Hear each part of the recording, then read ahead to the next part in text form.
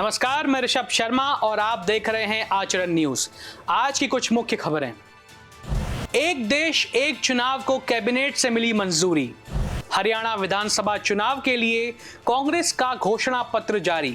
कहर बरपा सकता है कोरोना का नया वेरिएंट।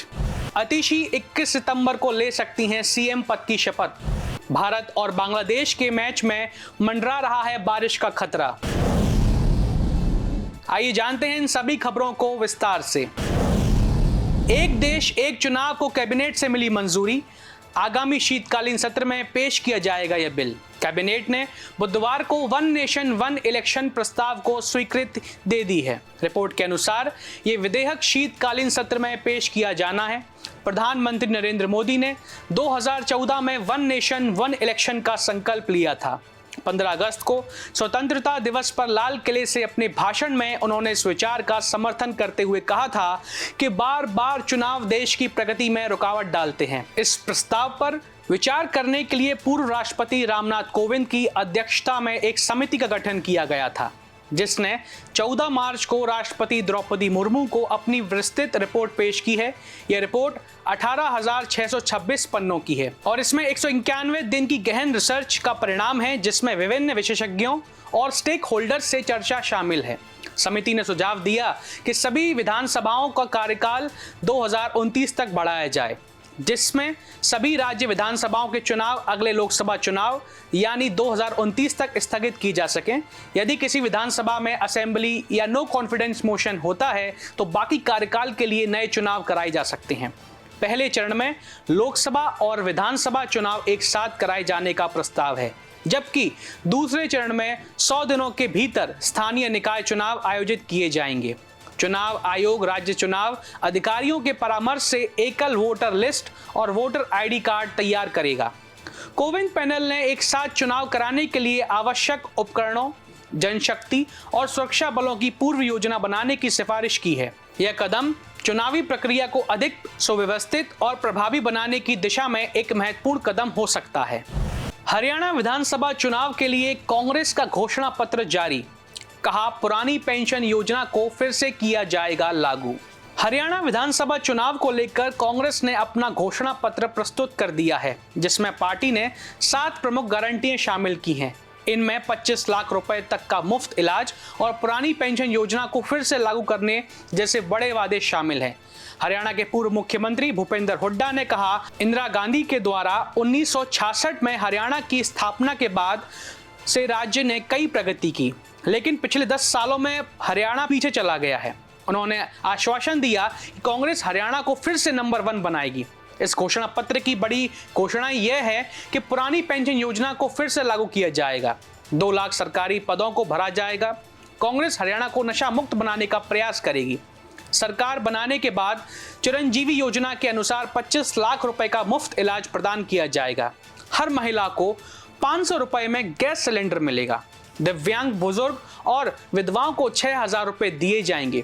वहीं कांग्रेस के राष्ट्रीय अध्यक्ष मल्लिकार्जुन खड़गे ने कहा कि ये 7 गारंटियां सरकार बनाने पर लागू की जाएंगी। उन्होंने बताया कि यह एक 53 पन्नों का दस्तावेज है, जिसे हरियाणा में जारी किया जाएगा। खड़गे ने यह भी कहा कि हम महिलाओं को 2,000 रुपए और युवाओं को 2 लाख स्थायी नौकरियां देंगे। वहीं उन्होंने आरोप लगाया कि केंद्र सरकार 30-35 लाख नौकरियों को रोककर बैठी है। उन्होंने बीजेपी की डबल इंजन सरकार पर निशाना साधते हुए कहा कि एक इंजन आगे बढ़ता है जबकि दूसरा पीछे, लेकिन कांग्रेस जो गारंटियां दे रही है उन्हें पूरा करेगी। उन्होंने ये भी कहा कि उनकी सरकार में एक्सप्रेस इंजन लगाया जाएगा ताकि पिछले 10 वर्षों में बीजेपी द्वारा किए गए नुकसान की भरपाई की जा सके। कहर बरपा सकता है कोरोना का ये नया वेरिएंट। यूरोप में तेजी से फैल रहा है XEC। कोरोना के एक के बाद एक आ रहे वेरिएंट ने दुनिया की चिंताएं बढ़ा दी हैं। अब एक और नया वेरिएंट XEC यूरोप में तेजी से फैल रहा है। पहली बार जून 2024 में जर्मनी में मिला था, जो अब तक 13 से ज्यादा देशों में पहुंच चुका है। नया स्ट्रेन ओमिक्रॉन के 2 सब वेरिएंट्स KS1.1 और KP3.3 का मिला रूप बताया जा रहा है। KS1.1 ही वेरिएंट है जो दुनिया में कोविड के बढ़ते मामलों के लिए जिम्मेदार माना गया है। XEC ओमिक्रॉन वेरिएंट के 2 सब वेरिएंट के मिलने से नए वेरिएंट का जन्म होना ज्यादा संक्रामक और खतरनाक हो सकता है। XEC वेरिएंट कितना खतरनाक है अभी तक ये साफ नहीं हो पाया है, लेकिन वैज्ञानिक इसे लेकर चिंताएं जरूर जाहिर कर रहे हैं। इसके ज्यादा संक्रामक होने की आशंका है। अगर ऐसा हुआ तो ये तेजी से फैल सकता है। इसके अलावा इसे लेकर कोई जानकारी नहीं है, लेकिन कहा जा रहा है कि ये तेजी से कई गंभीर बीमारियों का कारण बन सकता है। कहा यह भी जा रहा है कि हो सकता है कि XEC वेरिएंट मौजूदा कोविड-19 वैक्सीन के खिलाफ प्रतिरोधक क्षमता बना ले। कोरोना के XEC वेरिएंट को लेकर एक्सपर्ट्स का कहना है कि लोगों को वैक्सीनेशन पर ध्यान देना चाहिए। यह इससे बचाव का एकमात्र तरीका है। इसके अलावा भीड़ में मास्क लगाएं, उचित दूरी बनाकर रखें, साफ सफाई का ख्याल रखें। इससे वायरस को बढ़ने से रोका जा सकता है। अतिशी 21 सितंबर को ले सकती हैं सीएम पद की शपथ। अरविंद केजरीवाल का इस्तीफा राष्ट्रपति को भेजा। दिल्ली के उपराज्यपाल विनय कुमार सक्सेना ने अरविंद केजरीवाल के इस्तीफे को मंजूरी के लिए राष्ट्रपति द्रौपदी मुर्मू को भेज दिया। उपराज्यपाल ने नई मुख्यमंत्री अतिशी के शपथ ग्रहण समारोह के लिए 21 सितंबर की तारीख का प्रस्ताव भी राष्ट्रपति को भेजा है। इस बीच मुख्यमंत्री पद से इस्तीफा दे चुके अरविंद केजरीवाल ने अपनी सरकारी आवास को छोड़ने का मन बना लिया है। पार्टी के सांसद संजय सिंह ने कहा, हमने सुरक्षा को लेकर उनसे कहा है कि सरकारी आवास न छोड़ें, लेकिन वह नहीं माने। केजरीवाल पर कई बार हमले हो चुके हैं। बहरहाल अभी यह तय नहीं हुआ है कि केजरीवाल कहां रहेंगे। अरविंद केजरीवाल ने मंगलवार की शाम उपराज्यपाल विनय सक्सेना को अपना इस्तीफा सौंप दिया था। उनके साथ अतिशी और 4 मंत्री भी मौजूद थे। उसी वक्त विधायक दल की नेता अतिशी ने नई सरकार बनाने का दावा भी पेश किया।